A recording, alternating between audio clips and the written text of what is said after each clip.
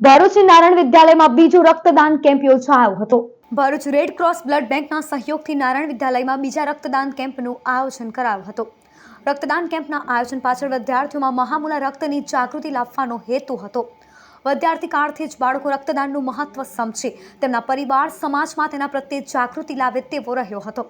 કાર્યક્રમમાં શાળાના ડિરેક્ટર ભગુભાઈ પ્રજાપતિ, આચાર્યો, સ્ટાફ, રેડ ક્રોસ બેંકનો સ્ટાફ સાથે વિદ્યાર્થીઓ જોડાયા હતા। કર્મચારીઓ અને સ્ટાફ દ્વારા મોટી સંખ્યામાં રક્તદાન કરવામાં આવ્યું હતું। નારાયણ વિદ્યાલય અને રેડ ક્રોસ બ્લડ બેંકના સંયુક્ત ઉપક્રમે નારાયણ વિદ્યાલયની અંદર આ બીજો કેમ્પ છે અને એની અંદર મુખ્ય હેતુ કે સમાજની અંદર બાળકો દ્વારા જાગૃતિ ફેલાય કે રક્તદાન એ રક્ત માટે કોઈ કૃત્રિમ વિકલ્પ નથી। એક રક્ત યુનિટ ઘણા લોકોનું જીવન બચાવી શકે છે।